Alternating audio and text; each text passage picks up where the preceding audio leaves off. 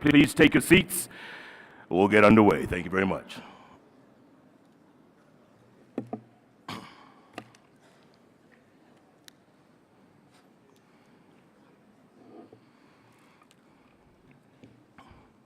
Thank you so much for showing up, ladies and gentlemen. It's been a great 3 days or so. Have we been having a good time, everybody? Yeah? All right. All three of you have been having a good time. That's good. Let's take it all the way to the top, folks, and I have a great lineup coming up now. There's going to be a panel discussion in a little short while, but first there'll be a keynote address and then a fireside chat with a former Prime Minister. I tell you, folks, it doesn't get any better than this. Keep tweeting. It's been fantastic. We've been trending all week long, folks. Again, the hashtag is AGRF2018 and hashtag How Will You Lead. Two different hashtags, and it's been doing really, really well. So fantastic. Keep it up as we take it all the way. So first up, when the Rockefeller Foundation turned 100 years old about 2012, 2013, 5 years ago, my first guest was barely 40 years old. Unbelievable. I saw that because I saw your passport yesterday and you left it on the table. And I looked at the date of birth and I was shocked and impressed at the same time. He's undoubtedly the youngest president of the Rockefeller Foundation. And you know he's going to inspire us with this theme, the great debate. Where is Africa's green revolution relative to its vision? Ladies and gentlemen, put your hands together for the president of the Rockefeller Foundation, Dr. Rajiv Shah.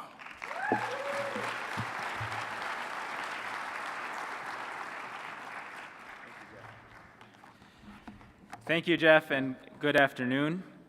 I see many longtime friends and partners here today, and I particularly want to thank AGRA's board chair, Strive Masiwa, and AGRA's dynamic and energetic president, Dr. Agnes Kalibata, for their commitment, leadership, and friendship.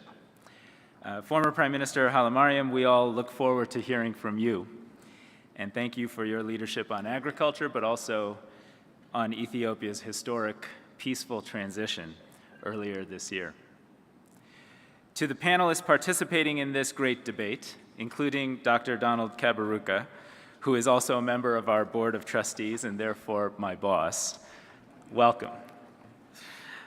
And my colleagues at the Rockefeller Foundation who lead our Africa and food efforts, including Mamadou Bittier, the Managing Director of our Africa office, and Dr. Roy Steiner, our new Managing Director for Food based in New York. We had an opportunity to honor former Secretary General Kofi Annan yesterday evening and discuss his extraordinary moral leadership. What I most appreciated about Kofi Annan was his deep sense of respect for every human being, from the farmer to the head of state.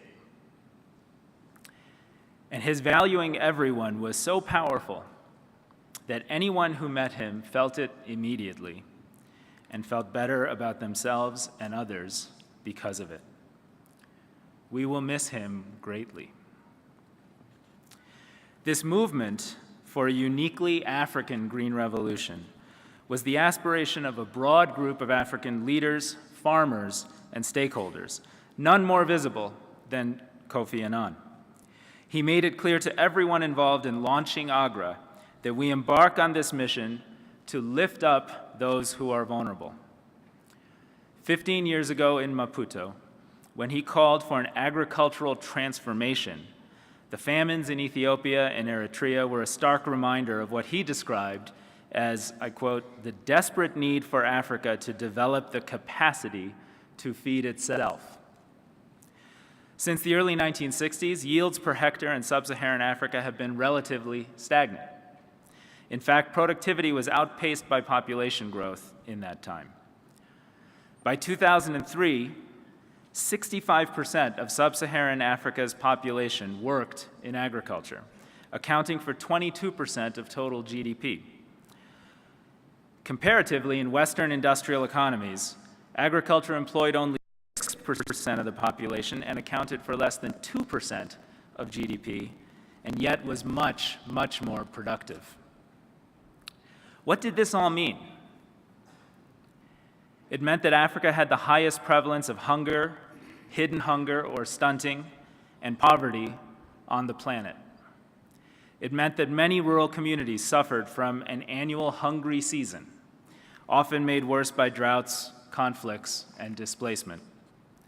And it meant that a tremendous amount of Africa's most valuable asset, its people, were tied up in producing food rather inefficiently. A uniquely African agricultural revolution was meant to beat hunger by making food more available and accessible. But this revolution was also meant to create a diversified, modern economy where food production no longer dominated how nations deployed the majority of their labor.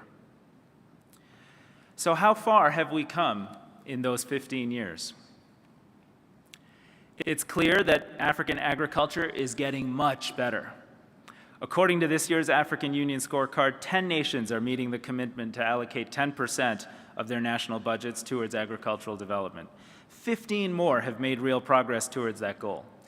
Meanwhile, 19 countries have met or exceeded the target of achieving 6% annual GDP growth in agriculture, with another 21 making real progress towards that goal. And these gains have delivered real human results. Households with the percentage of underweight children under 5 decreased from 26% in the early 90s to 18% in 2016. And stunting, the result of that hidden hunger in children under 5, has also decreased from 45% to 33%. Thanks to the work of those of you in this room, these children will lead lives that are more hopeful and have more dignity and have more opportunity. And that is an accomplishment for which we should all be very, very proud.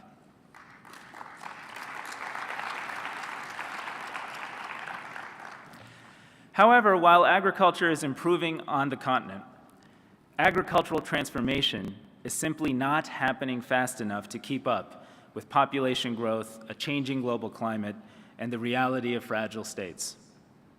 Since 2003, sub-Saharan Africa's population has grown from more than 700 million people to over 1 billion people. The UN predicts that this will double by 2050. And this growth will likely be concentrated in the most fragile and climate-vulnerable parts of the continent. The World Food Programme's Global Report on Food Crises indicates that acute food insecurity actually increased by more than 10% last year, to afflict nearly 124 million due to conflicts in places including northeast Nigeria and South Sudan. But it's also because of prolonged droughts causing multiple poor harvests in eastern and southern African nations where chronic food insecurity and malnutrition are already too high. Josette Sheeran spoke yesterday about Secretary General Annan's goal of putting the World Food Programme out of business. But 15 years after Maputo, we need the WFP more than we ever have. And on the question of whether Africa's agricultural transformation is happening in such an accelerated way that it's actually transforming the nature of Africa's economies, to this we must admit the answer is no, not yet. The latest World Bank numbers indicate that since 2003, the percentage of sub-Saharan Africa's population employed in agriculture has gone down from 65% to 57%. And agriculture's share of the region's total GDP has gone from 22% to 16%. Real progress. But the 8-point drop over 15 years in the share of labor employed in agriculture is simply too small to celebrate. At that rate, getting to the industrialized country level of about 6% would take more than 90 additional years. This is too long. We need to dramatically accelerate this uniquely African green revolution. And the Rockefeller Foundation will remain broadly committed to Africa's growth and development to do just that. So how do we get there? First, we must improve policy, governance, and anti-corruption efforts, not only in the food sector, but also across all forms of public leadership and administration. I hope we all saw this week's Africa Agriculture Status Report focused on state capacity, which noted that the lack of political will to do what's required is, quote, endemic, and, quote, the underlying cause of poor progress in agricultural growth and hence of poverty reduction. The fact that the Mo Ibrahim Foundation's Leadership and Governance Prize has been awarded rather infrequently illustrates that this is not a challenge restricted to this sector. But while public investment in agriculture and aid are up, we all know that too often the agriculture sector is particularly subject to graft and policies intended to favor one political or ethnic group over another. Corruption often is so prevalent in this sector that we shy away from encouraging robust state involvement in our policy recommendations to shape food systems. Yet we know that no agricultural transformation in any country has ever succeeded without major public sector engagement. Political will is essential. Investment in research and development, support for inputs and financial services for farmers, investments in infrastructure to enable access to markets, and robust safety net programs that double as guaranteed demand for producers and efforts to improve nutrition for vulnerable children and families. At Rockefeller, we are particularly committed to AGRA's vision of a focus on policy and governance going forward, including the focus on measuring and reporting on these indicators in the African Agricultural Transformation Scorecard. We also understand that poor capacity to execute is often as detrimental as poor policies themselves. So we will explore new ways to support transparency, state capacity, and program implementation alongside and via AGRA. Our foundation has had the honor of supporting over generations hundreds or thousands of Rocky Docs who have become senior decision makers in their countries. Through the Leadership for Agriculture initiative, we will renew our commitment to helping them and their colleagues in leadership succeed in their mission. Second, we know that success must be driven by investment, and in particular, investment originating from Africa itself. I had the honor of working to make this more possible when President Obama decided to use the 2012 Camp David G8 Summit to launch the new Alliance for Food Security and Nutrition, which would go on to become part of Grow Africa. I'm thrilled Strive has come in on that note because he has, of course, chaired that effort. This local enterprise-led approach to development continues to be supported by the current USAID Administrator, Mark Green, and is the defining feature of the Rockefeller YieldWise initiative as well. In the years since Camp David, we have observed how real policy reforms, coupled with deep engagement with African food and agriculture companies, can accelerate investment to expand fertilizer production, enable the growth of local seed companies, or incubate new consumer-oriented food businesses. But we've also seen that too often, commitments are not fully realized. We need to redouble this effort, and now is the right time to do so. The fundamentals are still very strong. A growing middle class that will have greater demand for higher value food products creates markets. Better access to these markets for producers are on the horizon. The promise of more intra-African trade has been made real by a new trade deal. And more advanced local capital markets have enabled ever larger local IPOs. All of these realities feed our optimism.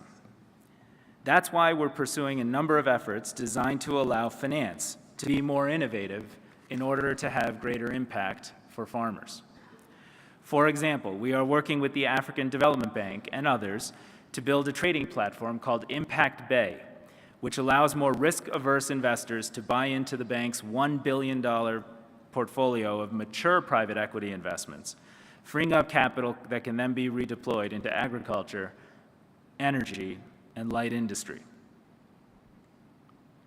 Third, must leverage science and technology to build an African food system that leapfrogs over the experience of industrial countries and produces more sustainable and more nourishing food with access for everyone. In 2003, less than 5% of the people in sub-Saharan Africa had mobile phone subscriptions. Today, it's nearly 75%. Furthermore, new scientific advances are changing our fundamental understanding of soil, protein, and sustainable food, and nutrition. We can dramatically step up these platforms of innovation to accelerate Africa's green revolution.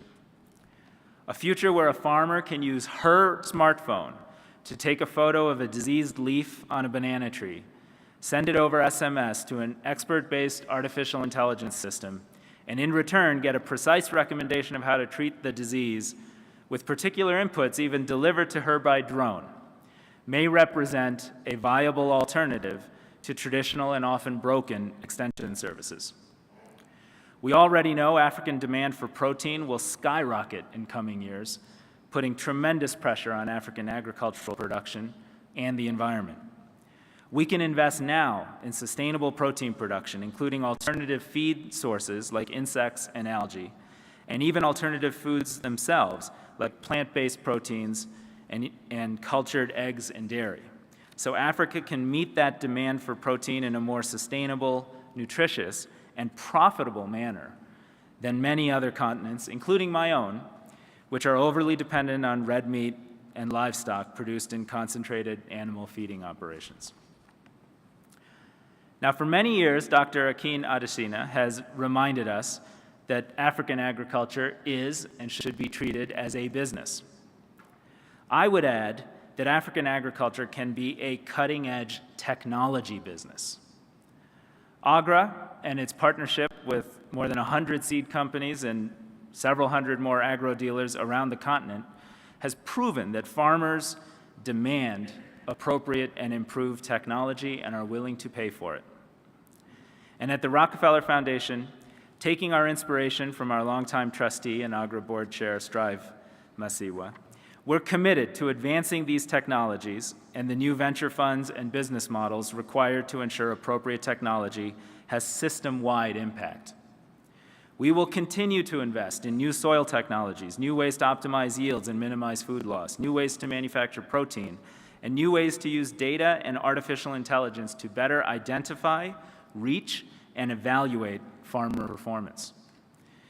But we also will work to introduce new off-grid solar solutions to electrify rural communities and bring innovations in finance to accelerate private investment.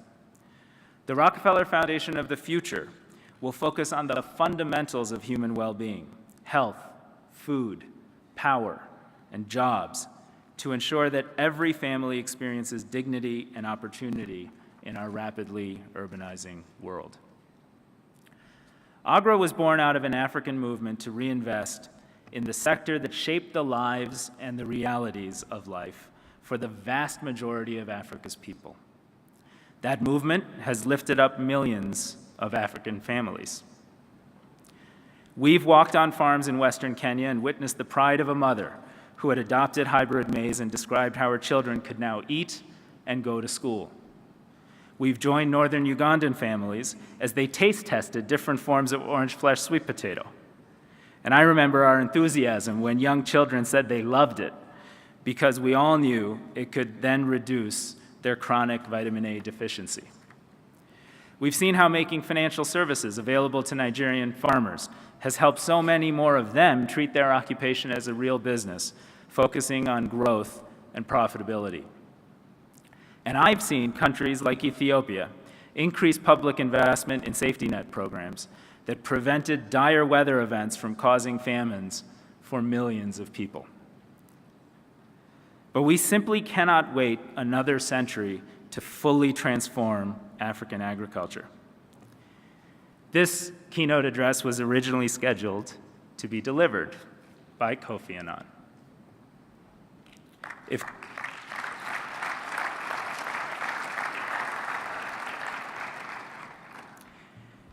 Kofi Annan were here today, he would implore us to come together and solve this great challenge facing our continent and our world. In our struggles, he would ask us to embrace friends and foes alike. And by believing in each of us, he would inspire us to work harder on behalf of our values and our common humanity. Thank you.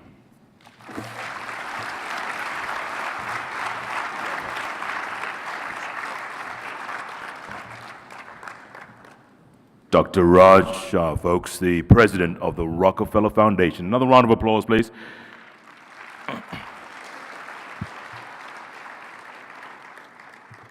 Keep saying this man is going to be president one day. But wait a minute, he is president, isn't he? Oh, my bad. My next guest, folks, not only did he learn from the best as foreign minister, as deputy prime minister, and then eventually prime minister, he literally helped his country put its money where its mouth is. I mean, Ethiopia, think about it, 34 years ago, famine, biblical proportions. Last 20 years, Ethiopia has been nothing less than a success story. What can we learn? Please help me welcome former Prime Minister of the Federal Democratic Republic of Ethiopia, His Excellency Haile Mariam Desalegn.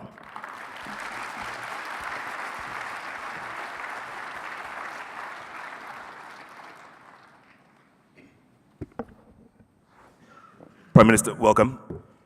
This is what we call a fireside chat, although there's no fireside, but let's just pretend. Thank you, Jeff.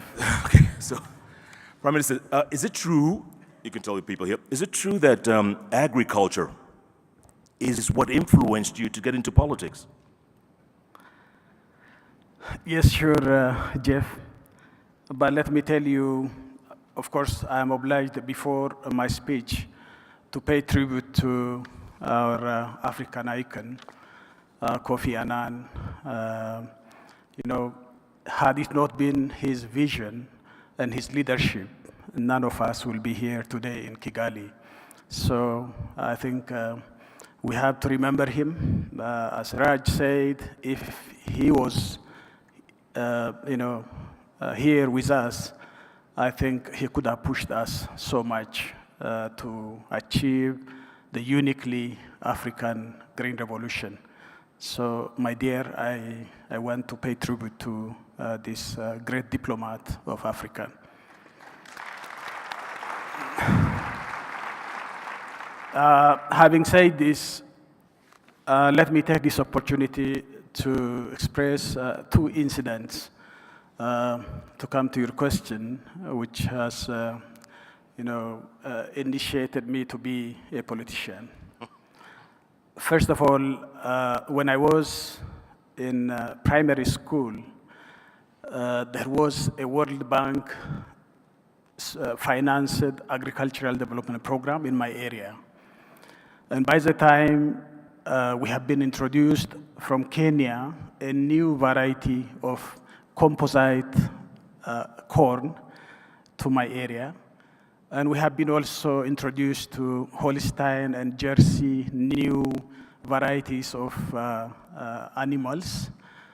And again, a number of improved chicken and poultry development in my area. So I have seen myself as a person who was born in the rural areas, this transformation taking place in my area. But at the same time, there has been a very dramatic drought in the northern part of Ethiopia, which you mentioned 34 years ago, where hundreds and thousands of people died. And it is Jonathan, you remember, from BBC, who exposed this incident in Ethiopia. So you see a big difference in two parts of Ethiopia. Then as students, our teacher has helped us to collect the harvests. We have bumper harvests we had at that time. So we collected this grain, which was from improved seed, to the northern part of Ethiopia. As a student, I was collecting, going to door to the farming community to collect this maize. But the story is that after 10 years, that same area, when the military regime came, dismantled all that World Bank program, saying that this is an imperialist program, therefore it should be dismantled, and it has been done. And after a decade, exactly 12 years, my area has become one of the food recipient places in that country. So you see the difference. So I was in second year in university, and the university was closed because that was an incident all over the country. So we were forced to go to the countryside to deal with these kind of problems with the people. And the thing is, I came back to my area, and I and my colleagues who were well-to-do by that time, we were, burying our children in hundreds and thousands.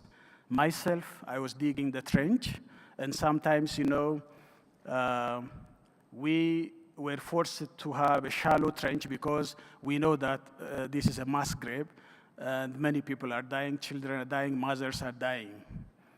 So that was the time when I said, how can we be like this? An area which has been bumper harvest at one time has become a poster child case. So I think this needs something to be done. And I decided, therefore, professionally first, to serve my country by becoming an irrigation engineer, so that water becomes at the center of the agricultural development in Ethiopia. I achieved that. But later on, I came to understand that becoming an engineer itself alone is not enough to influence,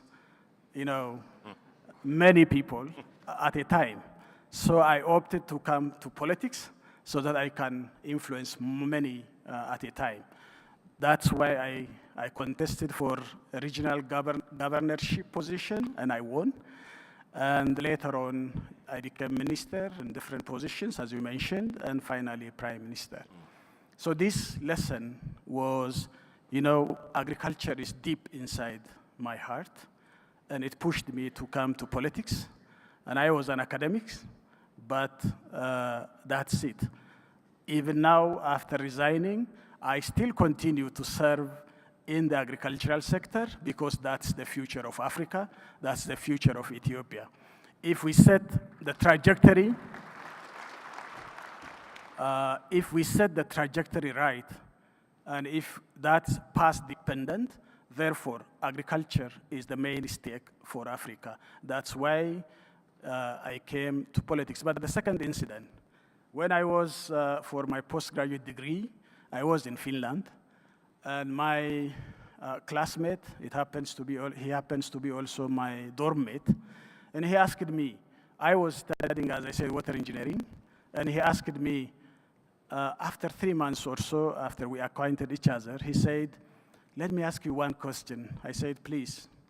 Then he said, why you study water engineering? Because I know that Ethiopia is semi-desert, and it is always, we see in the media that Ethiopia is a famine-stricken country, and many are dying. So are you going to serve somewhere in some other country or in Ethiopia? Because we know Ethiopia is a desert. And the second issue is I read a book on African development. The author said that, cultivating plants in Ethiopia is like cultivating plants in the moon, on the moon. So I said, yes, this author has never seen the moon, and he has also never seen Ethiopia. So I was obliged, to change this Ethiopia synonymous with famine kind of narrative, which is not the case. We have to show the other face of Ethiopia and the potential that this country has, and therefore we can, throw away this humiliation and destituteness from our back. Absolutely. So, Prime Minister, by the way, That dormmate of yours, is he in this room? No, he's not. Oh, okay. But he has visited Ethiopia. Uh-huh. And by the time he visited, there was heavy rain. He was talking to his girlfriend, and she asked him, he said, there is heavy rain, so I can't talk to you, because the line is not so good. Yeah. Then his girlfriend said, is there a rain in Ethiopia? So, look, I think this perception has been, the media outlets in the last 34 years, and again in 1984, 85, I think, of course, there has been famine. Yeah. The millions have died. That's true. But Ethiopia's story is not only that side of the story. We have to show the other face of Ethiopia. Sure. And the other face is, and I mentioned earlier on, you were a great student of the late Meles Zenawi, great student. And he helped begin something called the Ethiopian Agricultural Transformation Agency. Now, in this, I hear, you used to actually meet agricultural officers once a month and go through point by point by point by point. Whether it was 100 points, 150 points, you would make sure. First, is that true? And did that help in the long run? Yes, it is true, Jeff. Agriculture is not the work of agriculture ministry. Agriculture is much more bigger than the work of agriculture ministry, because the whole value chain in the agricultural system needs a coordination and robust follow-up and implementation and delivery. So without a top leader on the top of the agenda, the agricultural agenda cannot be properly addressed. So my call to all African leaders, as Tony Blair was saying, the first P, what's the priority in Africa?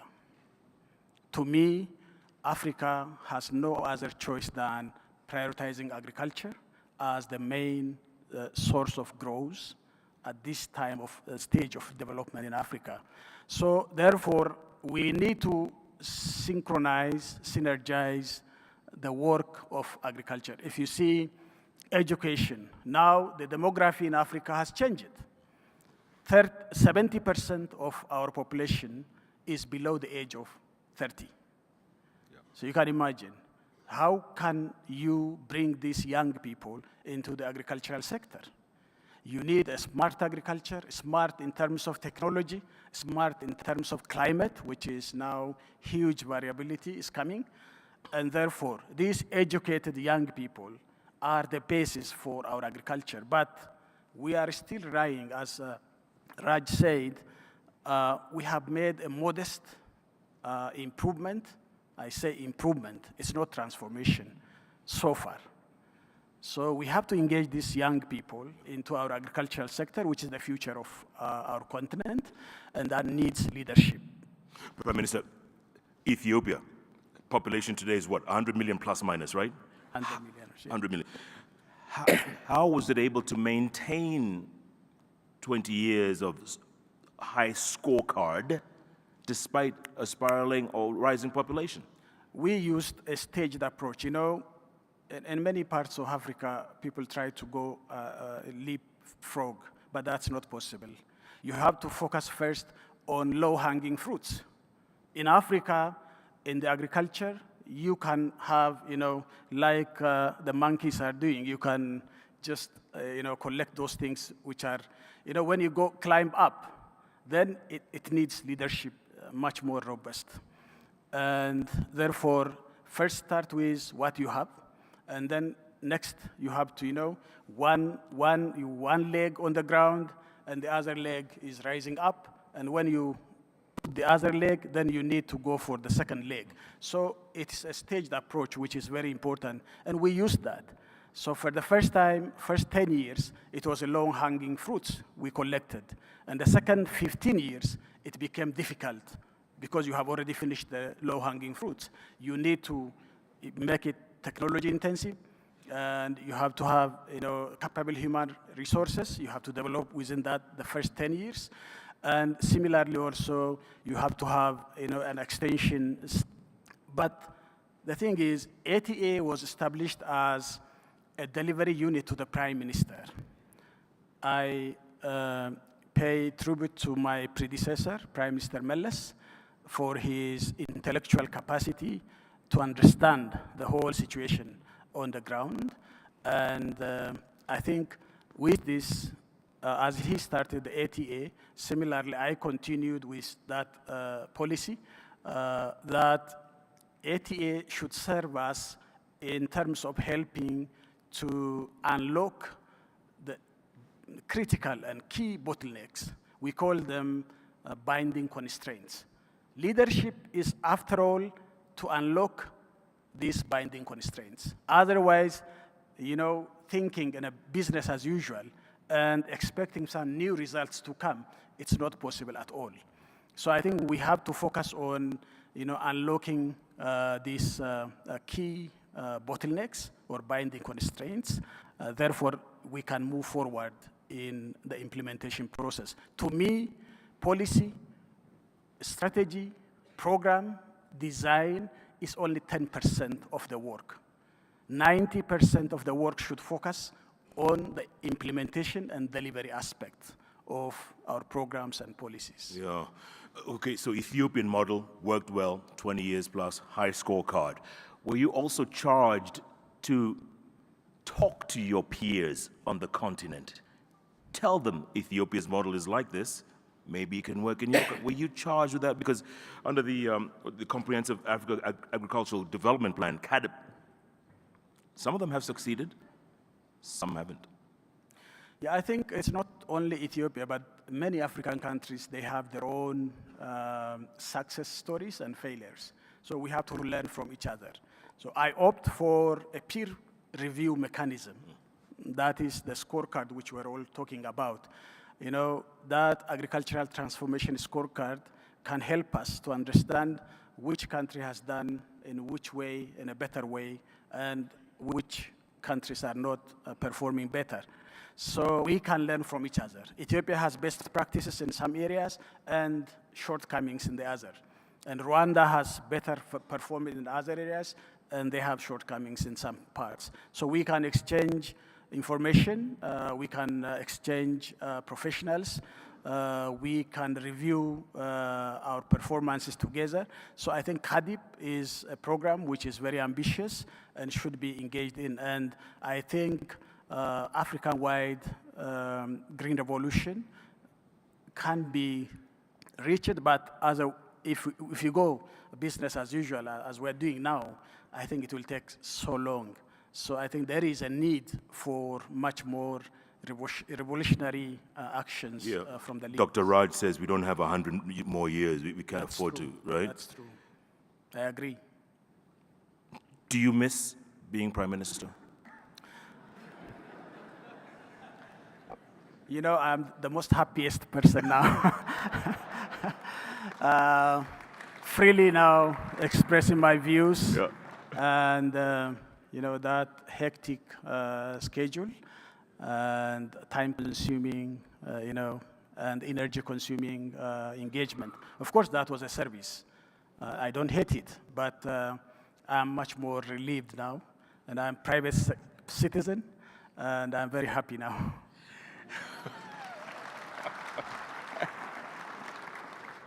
Prime Minister, I could have asked you a whole bunch more questions, but I think let's just end on that note because. Thank you. Thank you very much. Ladies and gentlemen, His Excellency Haile Mariam Desalegn, former Prime Minister of Ethiopia.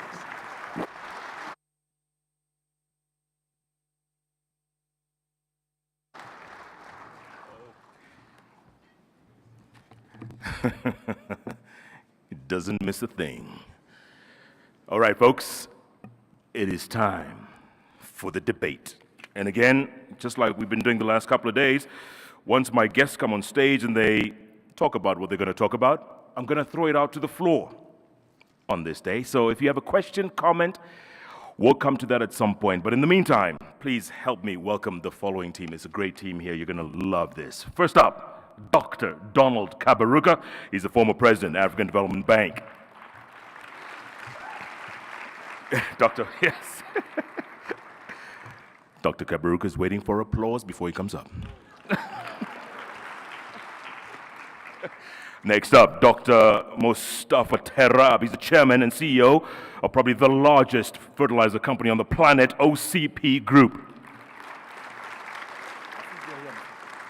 Honorable Dr. Osu Afriye Akoto, Minister of Food and Agriculture, Republic of Ghana. Mr. Leonard Mitzi, Head of Unit, Rural Development, Food Security, Nutrition. He's also Director General of DEFCO, European Commission. Ambassador Kenneth M. Quinn, President, World Food Prize Foundation. And no, this is not just a manual here, okay? There is a woman coming up, so no complaints so far, please. Yeah, I know, you were waiting. Dr. Franny Lautier. She's the COO, Trade Development Bank.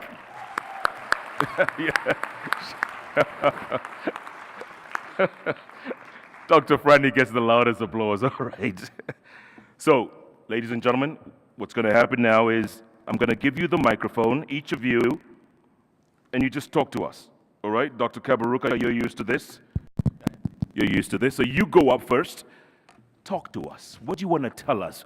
You heard about transformation. You've heard about we're not doing things fast enough.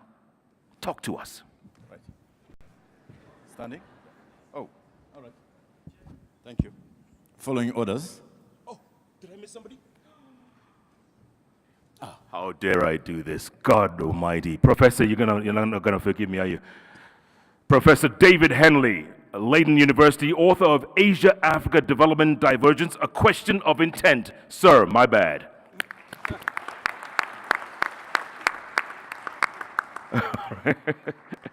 Professor Henley, it's Friday. Dr. Donald Kabaruka. Thank you. The floor is yours. Thank you. Thank you. Good afternoon.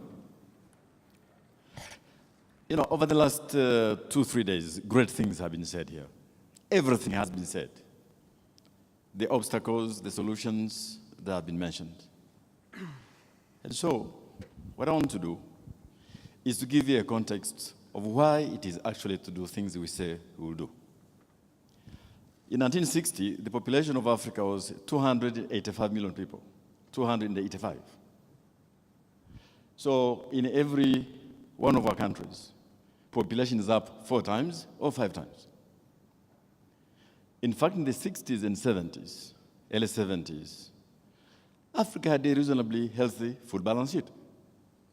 It's until the mid-70s when the crisis in the Sahel and in the Horn. And then thereafter, things have happened. So the one thing I want to say today, you're not to be surprised, given my background, is that economic policy matters.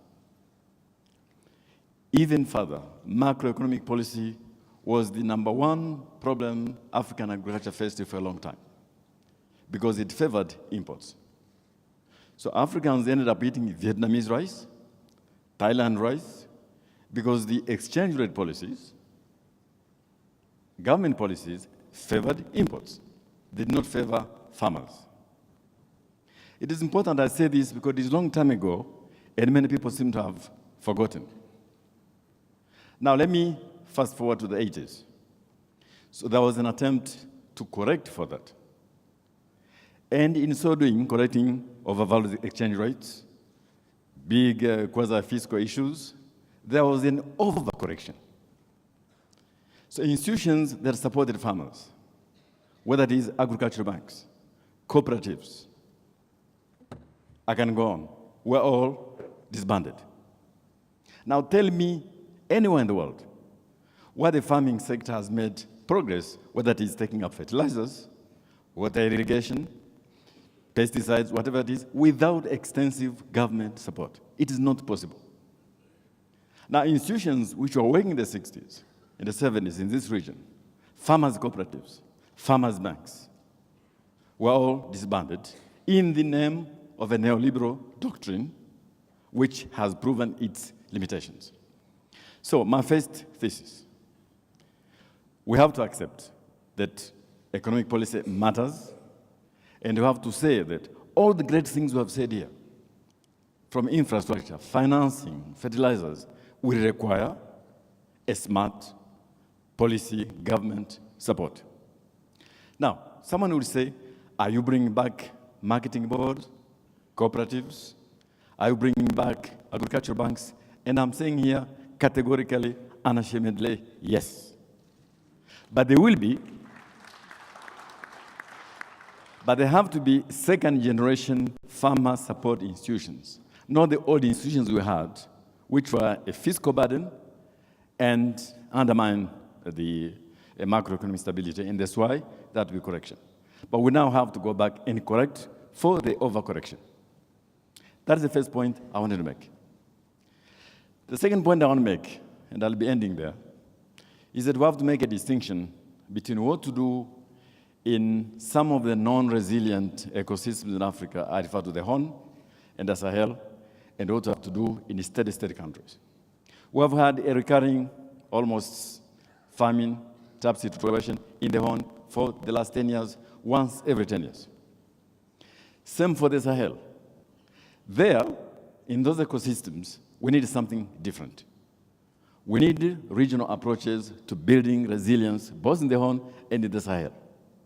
And that will require international action. So, have I given you an answer? Maybe not. I'm only saying to you that of all the great things we have to do here, uptake of fertilizers, greater financing, pesticides, rural roads, and all of it will require smart governments, smart policies, and second-generation institutions to make it happen. And let me add, because we're being asked to speak our mind, subsidies. As a former head of a development bank, you probably expect me to condemn subsidies. No. I condemn some type of subsidies. But smart, targeted subsidies with an exit strategy, I fully support. What has undermined our agriculture was to say, in the name of this neoliberal doctrine, that all subsidies are bad, and yet we give subsidies to consumers. Consumers of petrol, consumers of food, which is imported.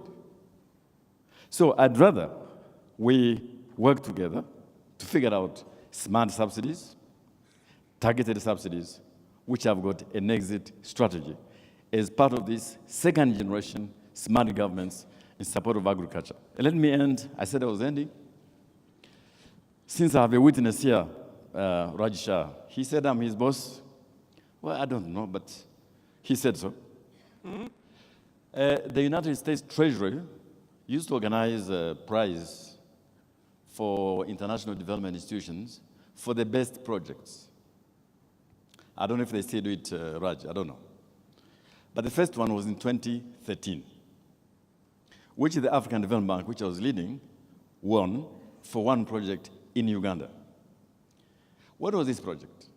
$83 million, co-funded between the bank and the IFAD.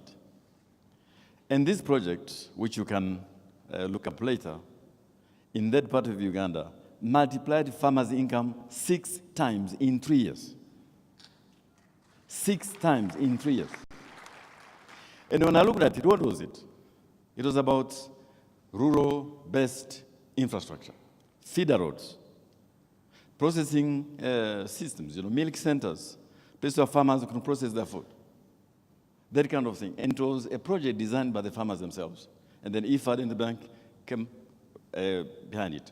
So the second point is farmers know what is good for them. As we design these new second-generation policies, let us listen to farmers. They know much more about farming than all of us sitting here in the different offices. So thank you, Jeff. What are you? I'm right here. Right here. Where? Doctor? I'm in the room, don't worry. All right. Am I done? Obviously, you miss being president of the AFDB, don't you? Well, like my friend Haile Mariam, I think I'm happier now. I think I'm more relaxed. I think I've passed on a strong institution to my successors who are doing a great job. And it is fun to be a free man. Thank you. Okay, Doctor, give the mic. Doctor, give the microphone to Dr. Frenny Lautier, please. Give it to Dr. Frenny. And Dr. Frenny, you tell us, do you believe any of this stuff? I can't see where you're speaking from, so worry. I'll stand here. Dr. Frenny, it's like the voice of God. It's just Indeed. So, well, first I'll start by saying I'm a farmer's daughter. I grew up in a very small farm, picking coffee before going to school. So from that, I realized that from 7 children, only one of us became a farmer. Nobody wanted to be a farmer. It was very hard. And my brother recently went to become a farmer, and that's because today you can actually make money out of farming, and young people are being attracted back into the sector. So I think this is very good, given the numbers that the Prime Minister Desalegn gave us of the population that is young in Africa. So I think when we think about where we can go in the coming years, I would say, first of all, being able to attract even more young people into farming, and doing that by making it actually very important and lucrative, not only financially, but in terms of social value. And I give 2 examples. We grew up in Tanzania and Kenya, so my parents went back and forth. When I was growing up and coming to Kenya for my holidays, we used to eat a vegetable called sukuma wiki. And sukuma wiki, it means in Kiswahili, just push the week along until I get my paycheck and I can buy meat, right? So that's what it means. And today, sukuma wiki is very expensive because it's grown in California. You get it in little pills. You get kale juice, kale pills. It's all put in all kinds of additives for nutritious food because kale has been found to have all these nutritious products. So the poor man's food, the poor person's food, has become very high nutrition, value-adding, and unfortunately for us, we are not doing that on the continent. So for me, the vision I would have is that we grow nutritious food and not only wait until it's discovered somewhere by science that we haven't figured out on our own that tells us this is good for nutrition, because it's cheap to grow, it grows very fast, and it shouldn't be unaffordable because it became nutritious. It should remain affordable even to the poorest family. So this I think is my second point. The third one, and I think this comes to the growing up in a rural area of Tanzania, when we harvested our products, we used to have to carry them to the cooperative where they got sold, and then they were shipped to the port of Dar es Salaam and then exported. There were no roads, there were no railways, it was very complicated, it took many days just to get there. So the supply chain logistics, I think, are very fundamental for agricultural transformation. And here, in today's world, we can actually make those even more attractive to young people because we can embed technology in them. When you look at e-commerce platforms, mobile payment systems, blockchain, that can allow us to open huge supply chains across the continent, not only for inputs, but also for exports, and really add value to the sector. So I think technology and how it interfaces with the supply chains and the hard infrastructure could be a huge opening opportunity for young people to get attracted to the sector. And then I would say, when I walk around now and you go around most of our countries, who are the people farming today? Grandmothers? Women, because young people have moved to the cities, so the aging in agriculture sector, particularly in the rural areas, is a key issue. And I remember the former chairperson of the African Union, Dr. Nkosazana Zuma, when she launched at the AU that we should abolish the hoe in Africa. Because to this day, we are not mechanizing sufficiently, so we have an opportunity to think differently about technology, mechanization, bringing in new ways of farming so that we no longer have aging women feeding Africa. So if we are to feed Africa and the world, we really have to put a lot of effort in this area. And I'll close with a few words because I know Jeff will be telling me, and now I can see you very soon, that I've run out of time. If I had one wish to make for the agricultural sector, it would be around innovation and how we can learn from failure and how we can engage in innovation ecosystems that help us transform day by day, so that kale goes from being the poor person's food to being the poor person's nutrition in a global market and the pharmaceutical important product additive into the global supply chain. That we can use innovation such that the solutions we have now that are working for us to talk to each other, whether it's SMS or the WhatsApp groups, becomes the solution by which we not only transform information and transmit it, but from which we learn. That we can have bottom-up systems that communicate globally with our satellites. The World Bank can tell you today where we are going to have a famine. We should be able to know also in advance that not only that global famine is coming, but this information tells us what to do with this particular piece of land, how much water, how much fertilizer, what type of seed, what type of crop. And finally, innovation that takes the rich social culture that we have on the continent and tradition and adds value in a global space. I saw that out of 600 molecules in the cocoa skin, 60 of them are now used in cosmetic products. And Nestle and L'Oreal have formed a joint company to make cosmetics out of cocoa. So how much more science is hiding in our products and in our crops out there? And how can we use innovation that takes the tradition where a Ghanaian farmer was using cocoa skin for skin products to a place where it becomes a very high value added cream in the global supply chain, but brings value back to that farmer because we got the science right, we got the financing right, and we got the supply chains right. So that's, I think I will end there. Being a woman, I wanted to say something about products that are very high value added, that very little of the value today goes back to that farmer who is growing it on the ground. Thank you. All right, thank you. Dr. Frenny? Yeah, let's go to Morocco and Dr. Mustafa Tarab, Chairman of OCP Group, Chairman and CEO. Thank you, Jeff, and good afternoon. So Jeff is trying to create a competition here on what's the most important factor, and expecting me to say something. But, you know, I actually agree with all of my colleagues here, particularly Dr.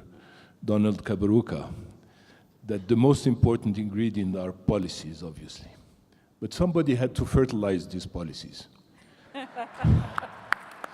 So it is fertilizers, obviously. Well, fertilizers are certainly, you know, you cannot point to a green revolution that was not accompanied by fertilizers. So fertilizers are important, and that was widely recognized 12 years ago, actually, through the Abuja Declaration, where policymakers in the continent recognized that they should up our fertilizer game, so to speak, and set a goal of 50 kilograms per hectare as an average. The worldwide average, as you know, is more than that. It's 150 kilograms per hectare. And today, 12 years after this, we have to recognize that we're still at 15 kilograms per hectare. So I think the most important ingredient is going to come from a question that we should honestly ask ourselves is why? Why do we set targets and we don't reach them? Well, we've looked at this as a fertilizer company and taking strong interest in our continent, starting with Morocco and then expanding elsewhere. And we asked the question, why? And I think an inspiration came from a previous revolution, not a green one, but one that we should recognize as a real revolution, which is the mobile revolution in Africa. It was mentioned. But we should recognize that nobody aimed at a mobile revolution, and that the ingredients that allowed it are, one, a willingness to innovate in terms of business model, Not necessarily technology, the technology was there, but business model. So when the European operators looked at the opportunity, they said there is nothing in Africa for us, because they looked at it through the lens of an old business model, of their business model, which was prepaid, postpaid. You needed to have a bank account. Operators that have succeeded and really launched the revolutions, the mobile, were one, local entrepreneurs, African entrepreneurs, that were willing to innovate in terms of business model, take a risk, and it was the prepaid. So if we look at fertilizer, one of the reasons we think it hasn't happened in Africa is simply that we try to introduce fertilizer using other people's model. We haven't developed the African, to a large extent, the African fertilizer model. The African fertilizer model has proven its success in countries like Ethiopia under your leadership, Mr. Prime Minister. Ethiopia, by the way, is the country that has almost reached the Abuja targets. I think it's 40 kilograms per hectare today. But why? Because there was leadership that said, I'm not going to distribute or produce fertilizers the way others are producing it. I'm going to first customize fertilizers for my soil and my crops.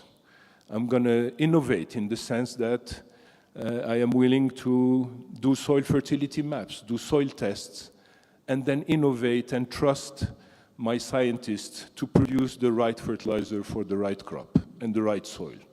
And we did that together with the ATA, and the results were tremendous. The fertilizers that were produced in Ethiopia were produced 25 to 50% more yields than the traditional imported fertilizers, and they were 40% cheaper to manufacture than the traditional imported fertilizer. So the opportunity is there. I think the right ingredient is leadership and courage in leadership. It has happened. We have everything to succeed in Africa. We shouldn't have the same fertilizer policies as elsewhere. There should be a component of smart subsidies. I agree, smart subsidies. But we have all the ingredients, especially all the natural resources. We have the natural resources to produce our own fertilizers, so we should produce them also in the continent. Thank you very much. All right. Thank you, Doctor. Now, is it just me, or does Dr. Mustafa look like a villain in a Hollywood movie? Yeah, the way he's holding onto the podium like, hey, man, watch me out.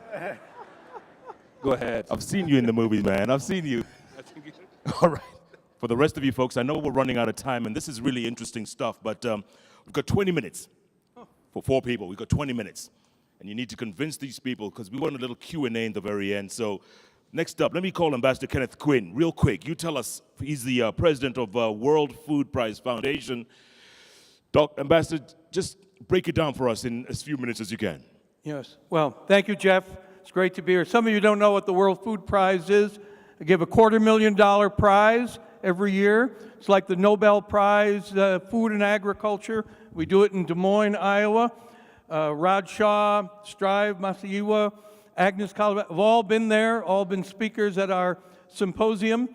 And I was at the first AGRF in 2010 on the stage, handed Kofi Annan our Norman Borlaug medallion to say thank you for his leadership of the Green Revolution.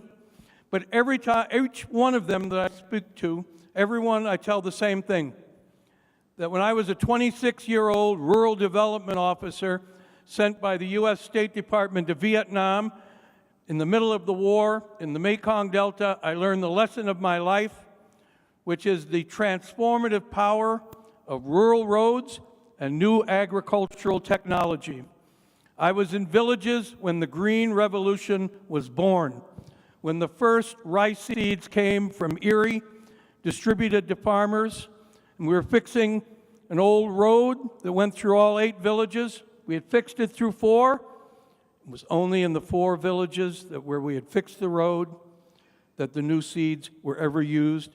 They changed everyone's life almost overnight.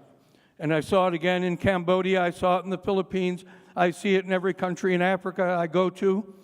When I addressed the UN in 2013 on World Food Day, I said, just put up on the wall the UN hunger and food insecurity map with these large areas in Africa, in South Asia, where there's still chronic hunger.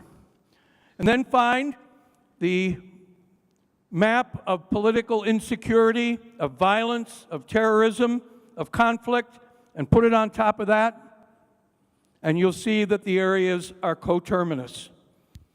And then if it exists, get the World Highway Map, Rural Road Map, and put it on top, and you will see the lesson that where the road ends, where the improved road ends, is where conflict, terrorism, insurgency, and poverty, and hunger, and malnutrition all begin.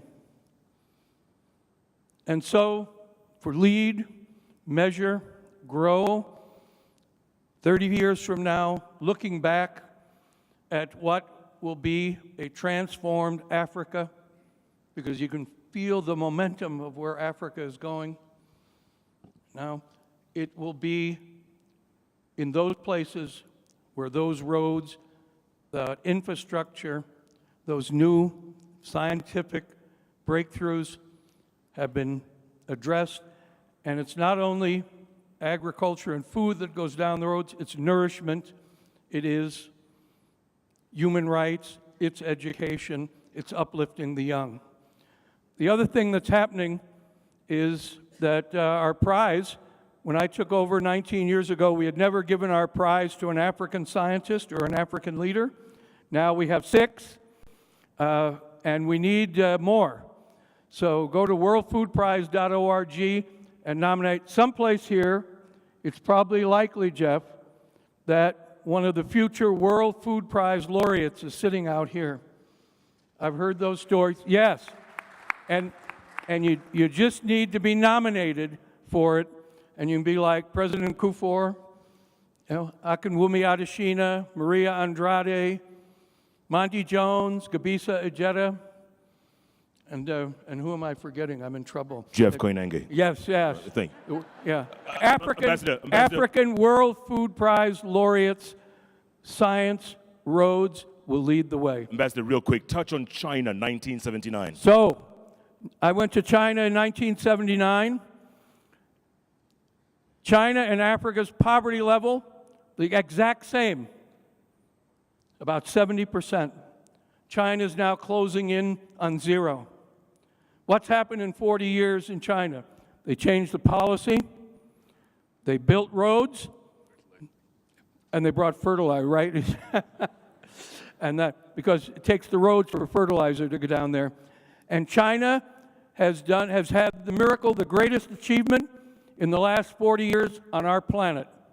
But it's exactly the same thing that happened in my home state of Iowa 80 years earlier.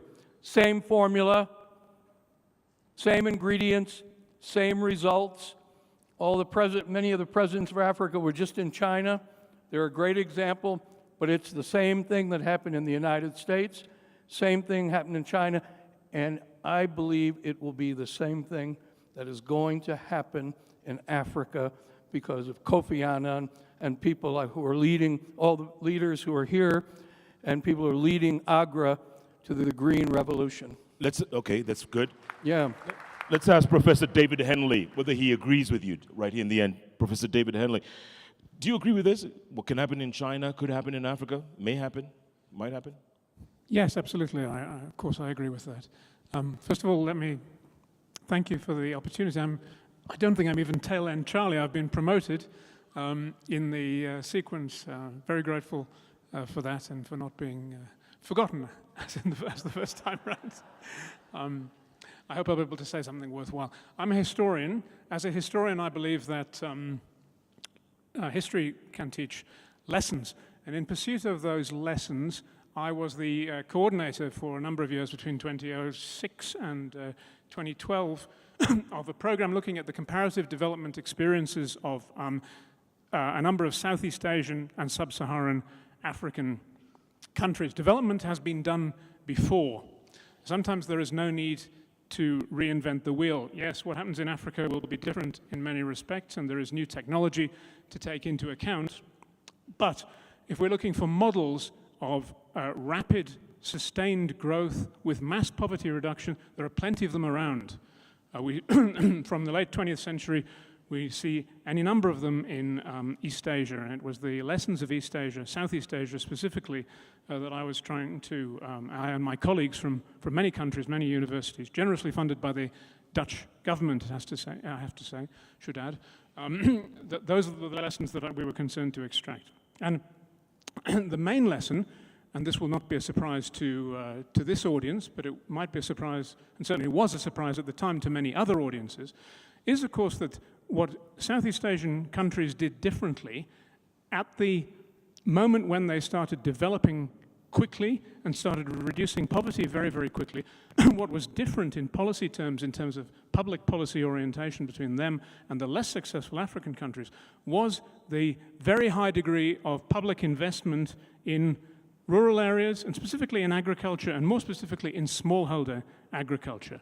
All of the successful, fast-growing Asian countries which showed shared growth characteristics, which showed equitable growth, which showed mass poverty reduction, tens of millions of people at a time, in most cases, lifted out of poverty in less than 20 years across Southeast Asia and Northeast Asia at an earlier date.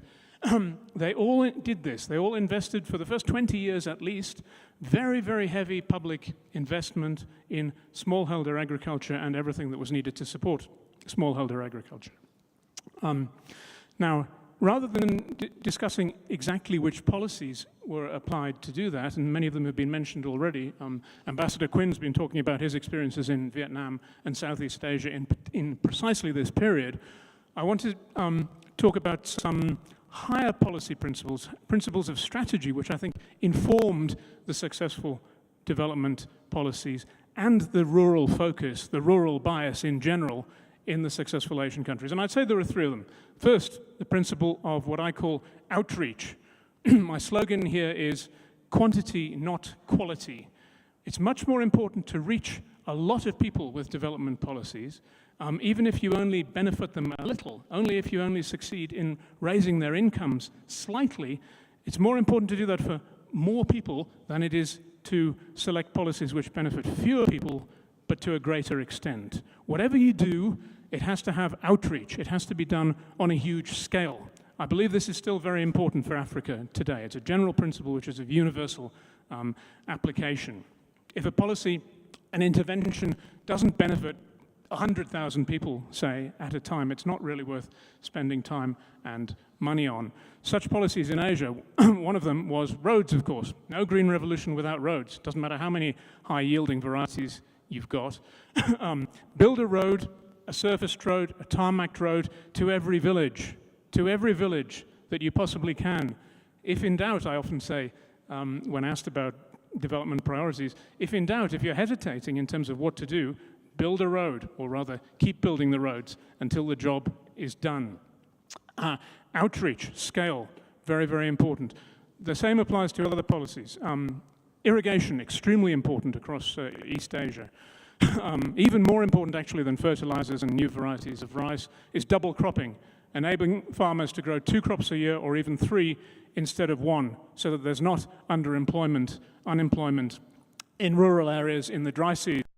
This is more crucial to the success stories of Asia than most people realize. So supply irrigation water, and do it on a large scale, a really large scale.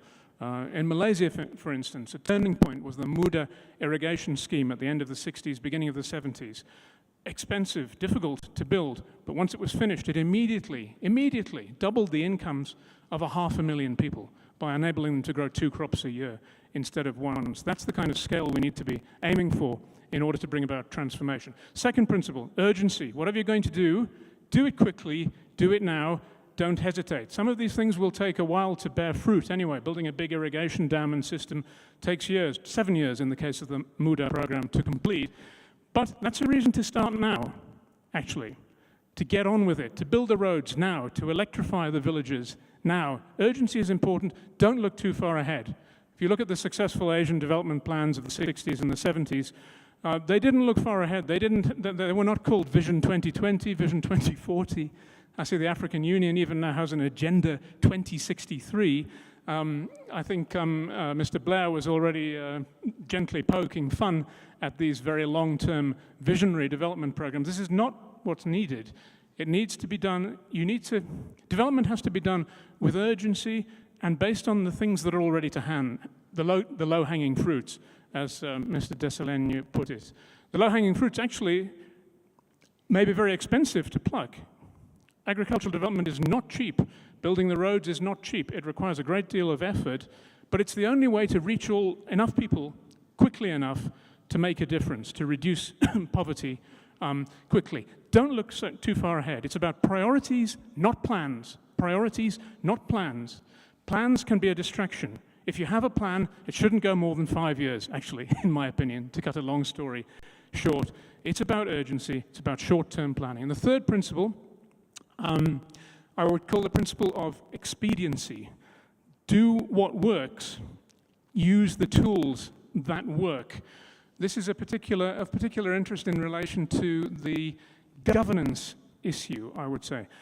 One lesson from Southeast Asia in particular is if you don't have good governance, if you have high levels of corruption, if you have inefficiency in public service, don't despair. All of the successful Southeast Asian countries, with the partial exception of Malaysia, scored very, very low on the corruption perception indices and such like, at the time when they were reducing poverty by millions in a few years. If you have problems with poor governance, with corruption, find ways to circumvent them.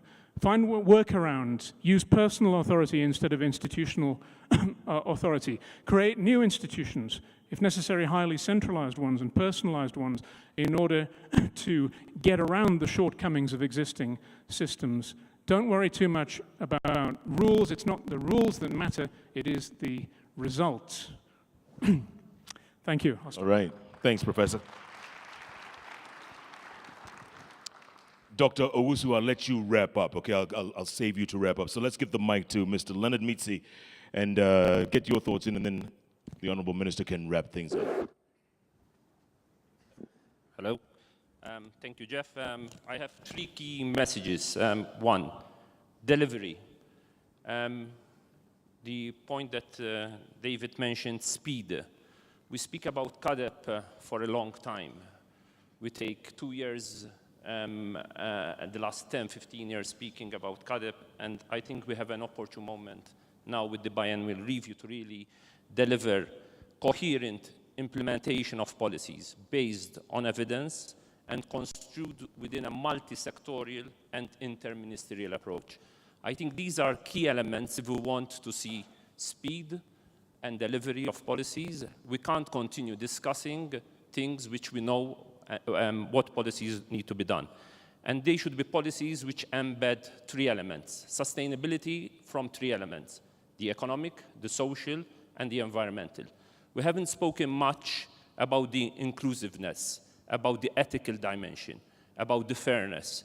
I think the dimension of fairness, of equity, of a fairer society, especially towards the agricultural sector, becomes key. An unfair society will create conflict, will create a revolutionary approach which we can't afford, which will create pressure and tension in areas, especially in rural areas. Secondly, we spoke about nutrition, but we need to focus more on all forms of malnutrition. If we don't focus more on nutrition, and we know the big problems we have in terms of stunting and wasting, but also obesity in a number of developing countries, we will have a big problem on public health and budgetary policies linked to public health. And hence we need a policy which is linking education, sanitation, and also an agricultural policy which takes into account diverse diets and biodiversity. All this needs to be embedded because a more diverse and a more nutritious diet will actually have an impact on the future children, the future youth, and a more productive youth in the years to come. Last but not least, a more territorial approach. We spoke about urbanization, more rural-urban linkages, a more smart cities approach, which creates a regional approach similar to what we have in the European Union, which we have construed over the last 40, 50 years, a dynamic rural development policy, which creates vibrant rural areas.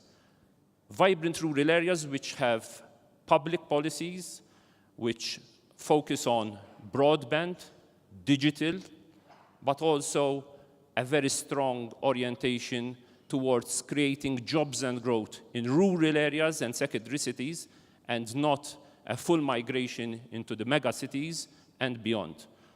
These would be our three key messages to consider. Thank you. Dr. Owusu Afriyie-Akoto, and you can always throw the example of food for jobs in Ghana as we make our conclusions here from all that you've heard. Coming from Ghana, I would like to dedicate my comments to the memory of Mr. Kofi Annan.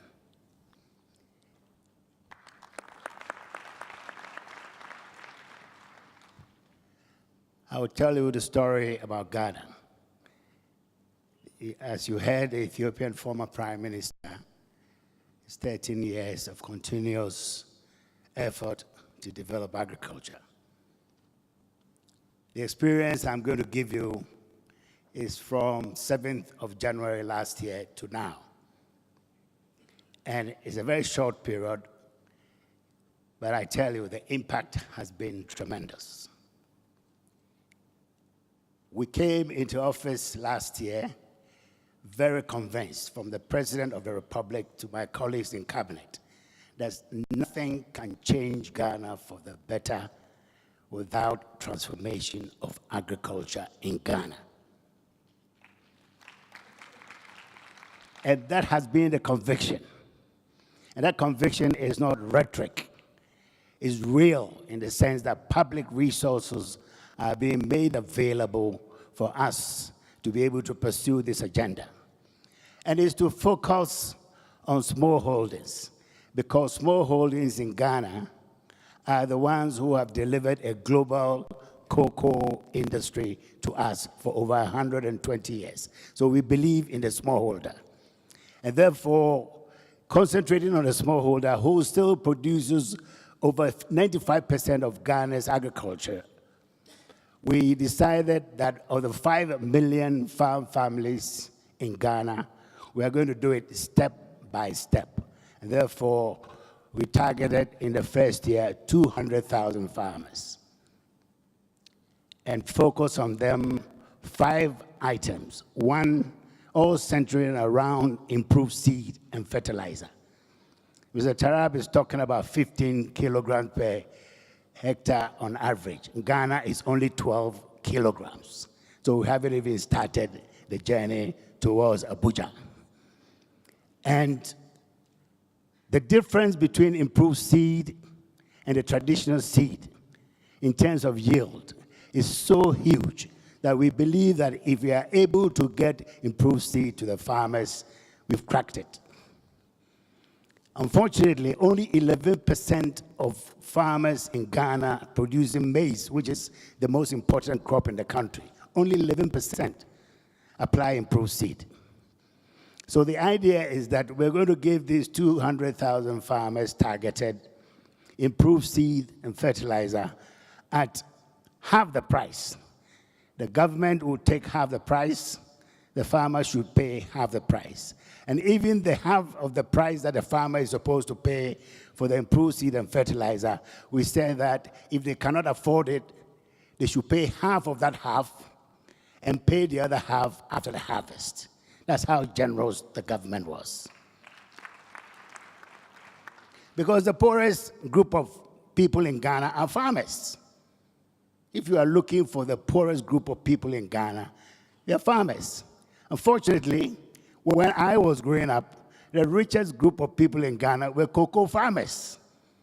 And now I grow up, and the farmers are now the poorest. You see the change of roles. So anyway, this was taking up the 200,000 farmers. At the end of it, we got 202,000 farmers registering on the program. And the impact has been such that increases in, and secondly, before I forget, the portfolio is not only the number of farmers that were restricted, the portfolio of crops was also restricted to only 5 food grains. 1 maize, 2 rice, 3 soya, 4 sorghum, and 5 a selection of vegetables. That's all. And as we've gone along, we've increased the portfolio. This year, we've added granules and cassava to that portfolio. Next year, we'll go up. The same for the numbers of farmers. 200,000, we go 202. This year, for 2018, the target is 500,000.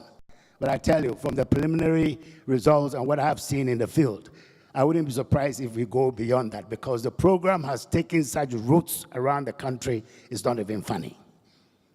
So this is where we are with the program. I just want to give you a story within a story. Every year, during the dry season, when stocks are lowest and prices are high, there are a group of grain dealers who come to the ministry to get permits to import maize and other things. 6 companies came, including the National Poultry Farmers Association. In all, they were asking me to give them permit to import 65,000 metric tons of maize. I knew they couldn't do it. Why? Because when I checked on the Chicago Exchange and looked at our prices, wholesale prices inland, ours were lower because of the impact of planting for food and jobs.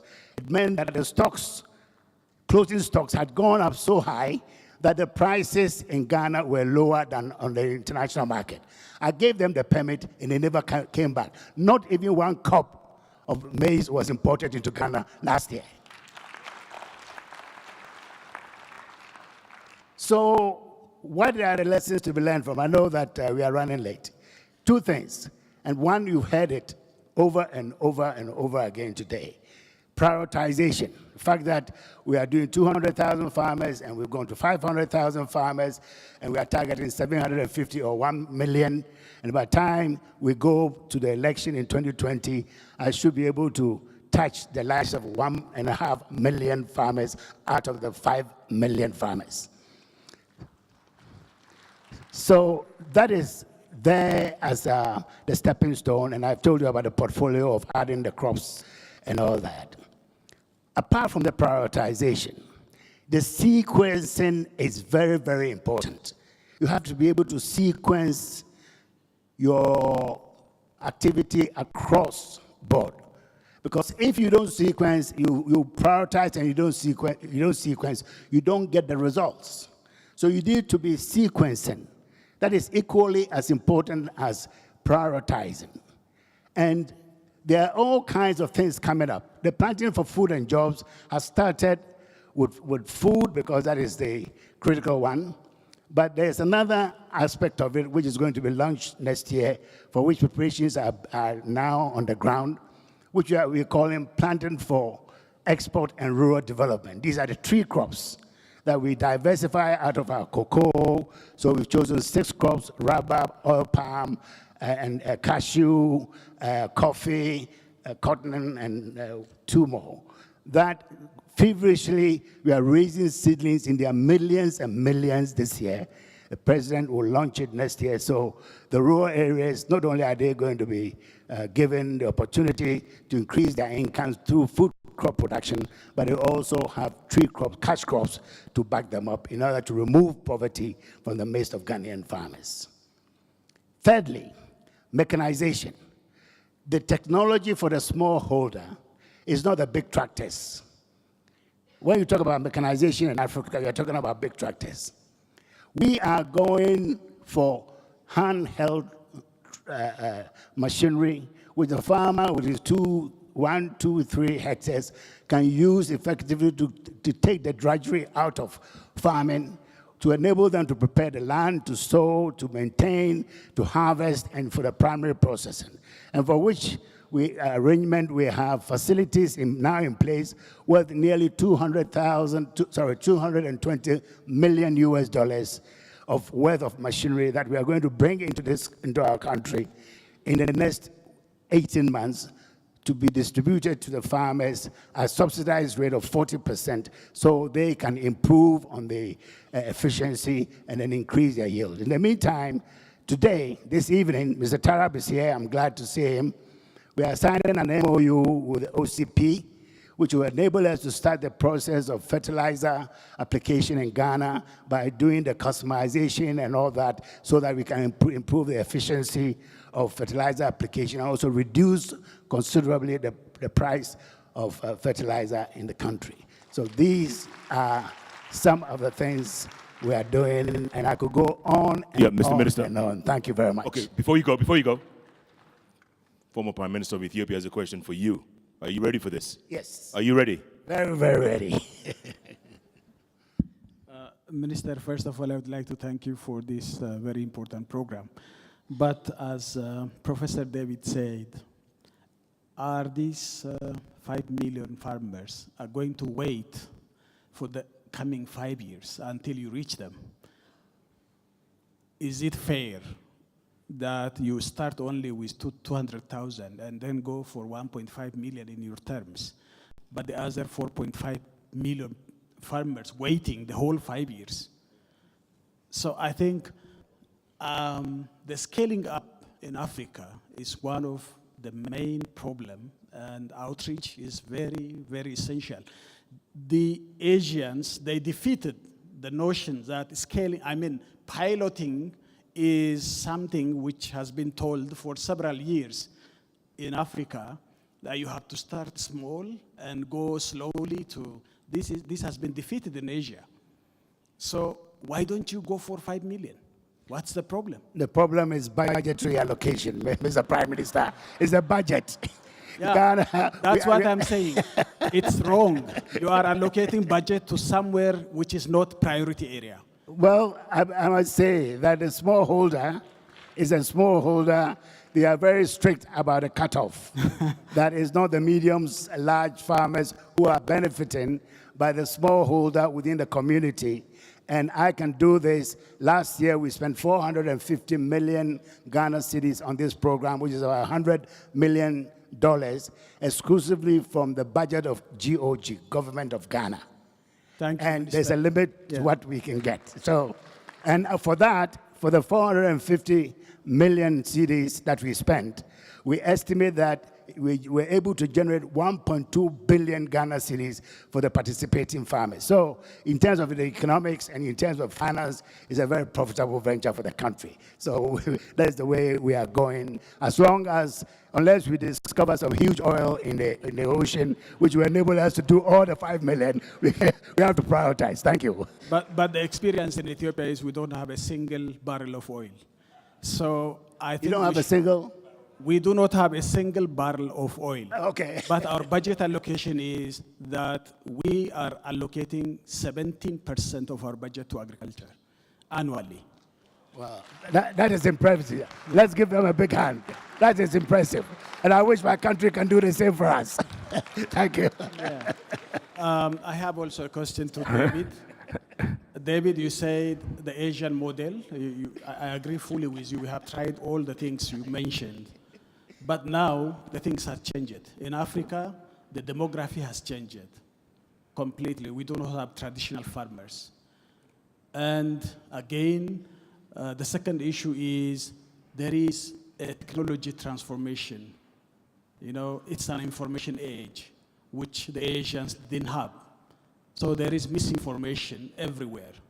So how can you adopt this situation to the current African situation? I mean, you have been doing the comparative research.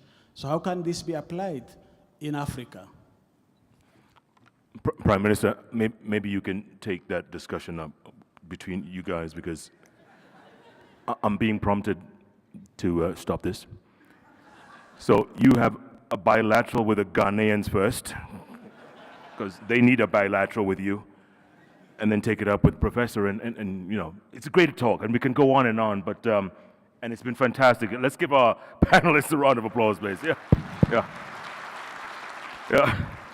And also, former Ethiopian Prime Minister, let's give him a round of applause. Yeah. And the discussion goes on, and I'm glad all these points came up, and you know, we needed a lot more time for a discussion like this, but as long as we're talking, I say talking is good, and you know, as long as we walk the talk and implement and carry this forward. So next year, same time, same place, or wherever we meet, we'll take it from this point here. All right, we'll bring the Prime Minister here, we'll bring these guys here, and we'll continue that discussion like it never stopped. How's that? Does that work? All right, thank you very much. It's been great, folks. Thank you. Okay, you can get up and leave now. You don't have to. It's been fantastic. Thank Dr. Kalibata. It's been a great session. Fantastic. We have another one tomorrow, right? There's a food prize tonight, Africa Food Prize winner. And then tomorrow, there's still some more. So stay tuned. Thanks so much for being a part of this. Thank you once again. Dr. Franny and gentlemen, thank you very much. And Prime Minister, have a good evening, folks. Thank you once again for staying so late. Thank you.